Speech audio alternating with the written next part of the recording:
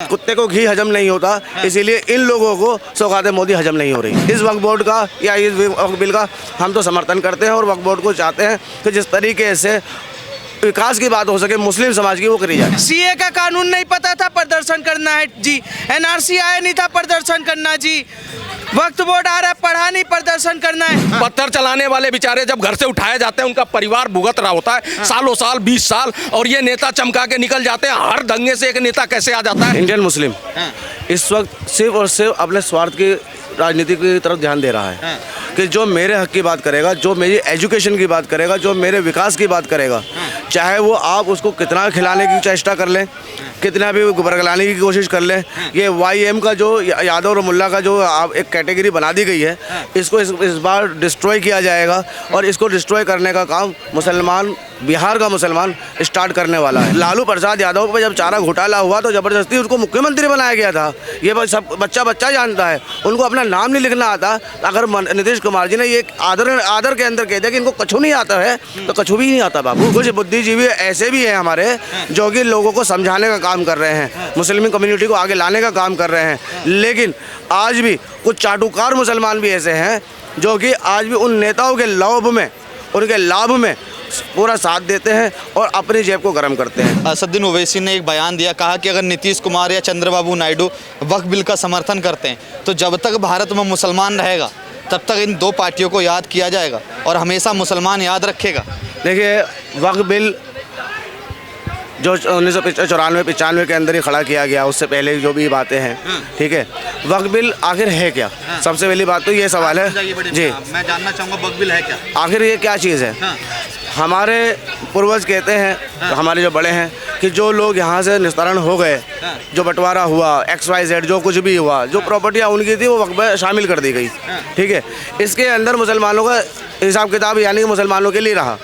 मैं ये जानना चाहता हूँ, दिल्ली स्टेट के जो वक्फ बोर्ड है, इसके अंदर हाजी मतीन अहमद सीलमपुर विधायक, ठीक है जी, दूसरे अमानतुल्लाह खां, ये रहे, इन्होंने कौन से मुसलमानों के लिए वक्फ बोर्ड के माध्यम से कौन सी सहायता प्रदान की? सबसे पहला सवाल मेरा इनसे है।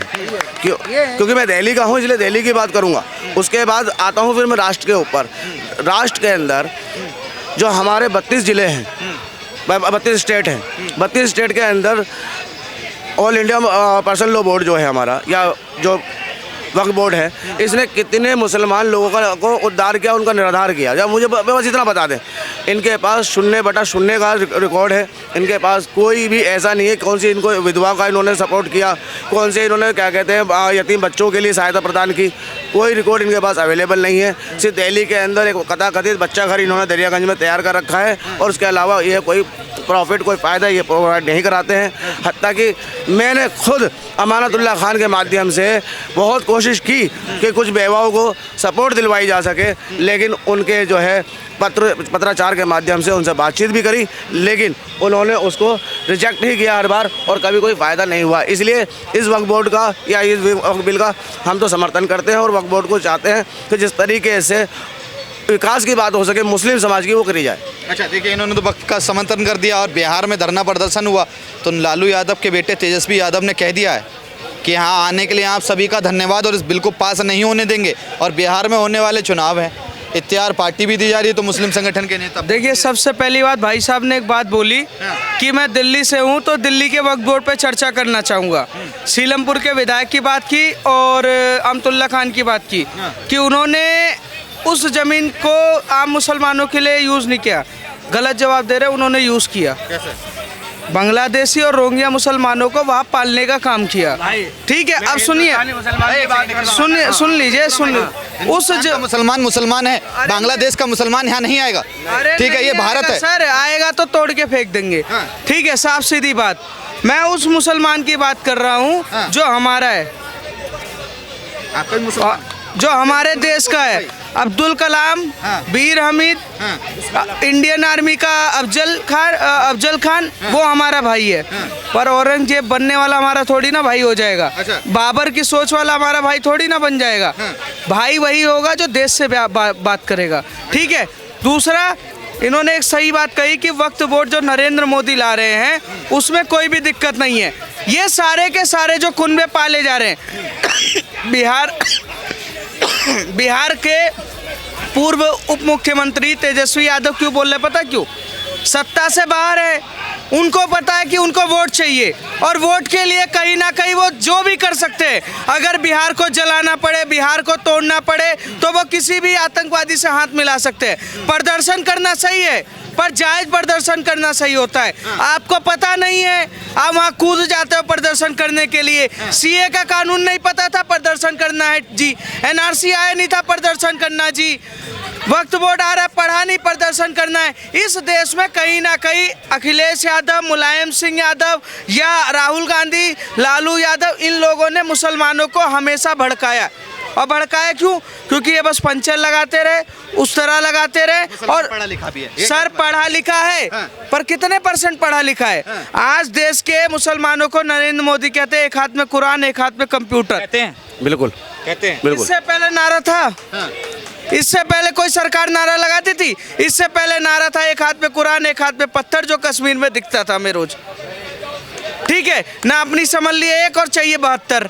इस देश का माहौल बनाया किसने? इस देश का माहौल किसने बनाया? कांग्रेस ने। कांग्रेस ने।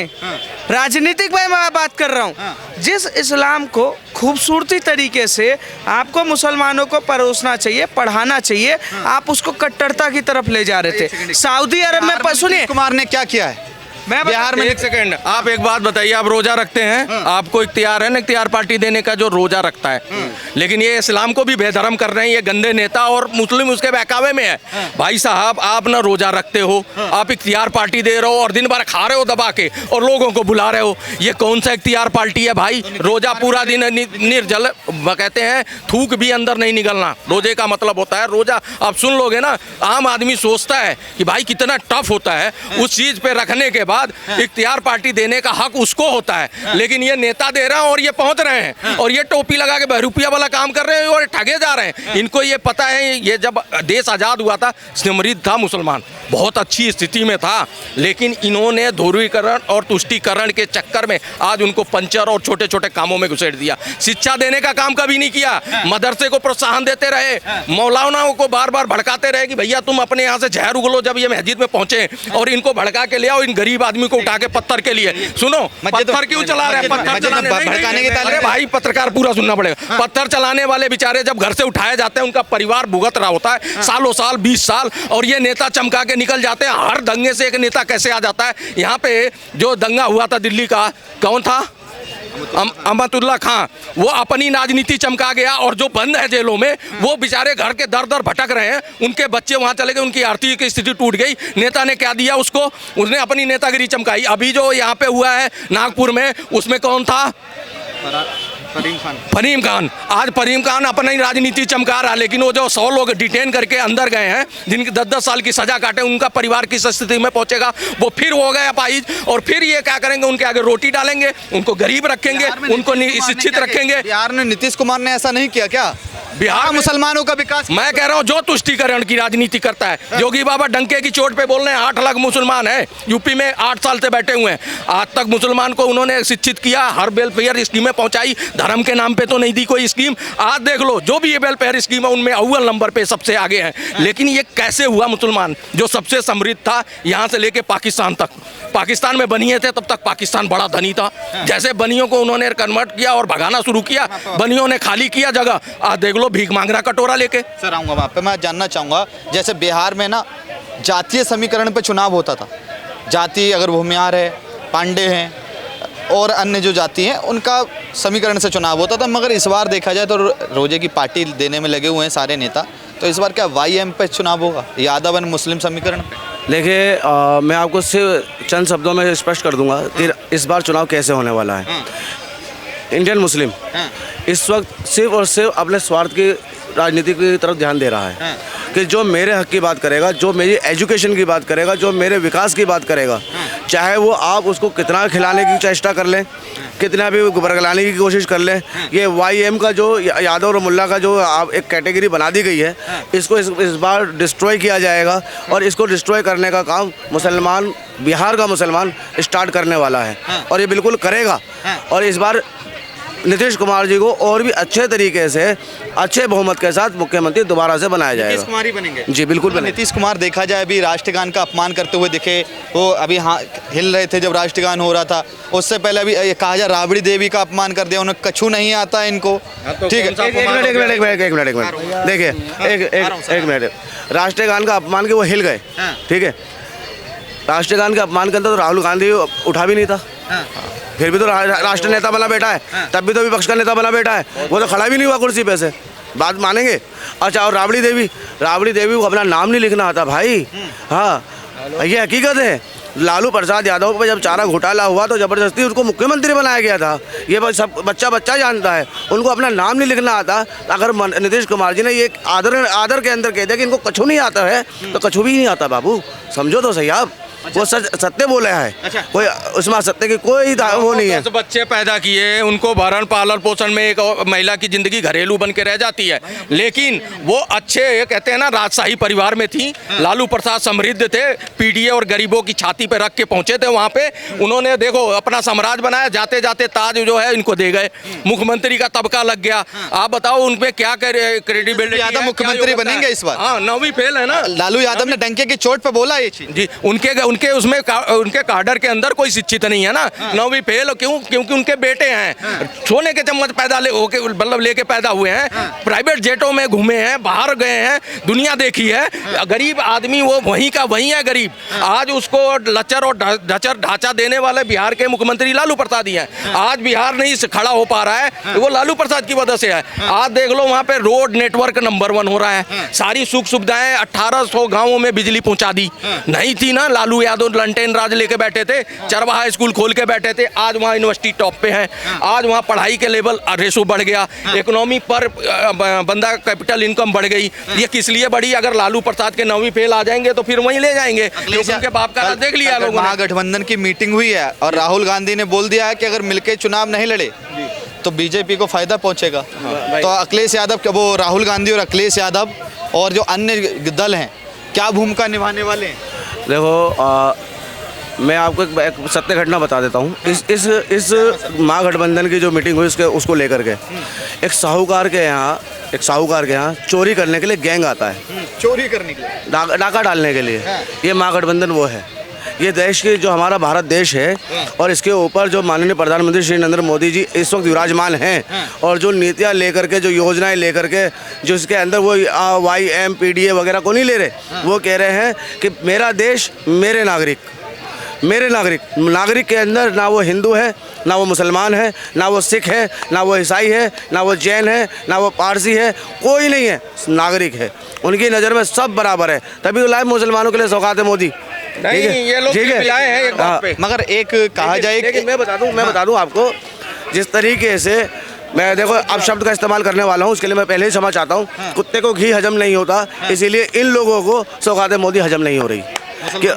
नहीं, ये गठबंधन वालों को। क्यों? क्योंकि मुसलमान इस तरह खिंचा चला आएगा। मैं आपको बता दूं, दिल्ली के अराउंडिंग में 80 किलोमीटर का NCR लगता है, और उसके अंदर एक ज़िला आता है गाज़ियाबाद, दूसरा ज़िला उसके नियर बाई में पड़ता है गौतम बुद्ध नगर, तीसरा ज़िला पड़ता है फरीदाबाद।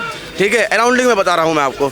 और इसके अंदर मैंने खुद जाकर के देखा है, पसौंडा गांव एक ऐसा गांव है जिसके अंदर अगर 1 लाख आदमी रह रहा है, 1 लाख परिवार रह रहा है पसौंडा गांव के अंदर, तो उसके अंदर 38,000 ऐसे लोग हैं जिनको मुसलमान कम्युनिटी के, जिनको प्रधानमंत्री आवास योजना के तहत मकान बनाने की योजना का लाभ मिल चुका है। अच्छा। खुद उनके घरों पे तख्तियाँ लगी हुई है। तो वहाँ पर ना तो Y देखा गया, ना M देखा गया, ना PDA देखा गया।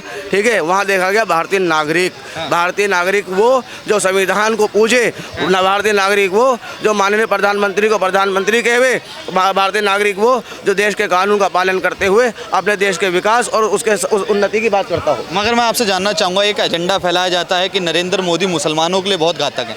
योगी आदित्यनाथ, चाहे नीतीश कुमार, जो भी गठबंधन में नरेंद्र मोदी के साथ है, वो सब मोदी के लिए घातक हैं। वो मुसलमानों का विकास नहीं कर सकते। नरेंद्र मोदी का होना यानी मुसलमानों का विकास नहीं होना। मैंने आपको अभी बताया ना, 2015 का रिकॉर्ड UPSC का। वाले कौन है? वो लोग हैं जिनकी तख्ते हिल चुके हैं, जिनकी कुर्सियाँ हिल चुके हैं, जिनके शासन और जो एक गलत नीतियों के साथ ज़िंदगी जी रहे थे, उनको पता चल गया है कि अब एक कम्युनिटी जिसके छाती पे बैठ करके, छाती पे बोल रहा हूँ मैं सीधा, जिसकी छाती पे कुर्सियों के पास चारों पांव रख करके हम अपनी राजनीति करते थे, वो जागरूक हो रही है। कुछ बुद्धिजीवी ऐसे भी हैं हमारे जो कि लोगों को समझाने का काम कर रहे हैं, मुस्लिम कम्युनिटी को आगे लाने का काम कर रहे हैं। लेकिन आज भी कुछ चाटुकार मुसलमान भी ऐसे हैं जो कि आज भी उन नेताओं के लोभ में, उनके लाभ में पूरा साथ देते हैं और अपनी जेब को गर्म करते हैं। वो चाटुकार हैं और वो सिर्फ मुसलमानों को बरगलाने का काम करते हैं, जैसा कि हम भारत देख रहे हैं, लखनऊ में हो, संभल में हो, मुरादाबाद में हो या कहीं और दूसरे जहाँ बिहार में हो। ठीक है, वो चाटुकार हैं, उनको सिर्फ अपनी राजनीति चमकानी है और अपना जो है राजतंत्र को बरकरार रखना है।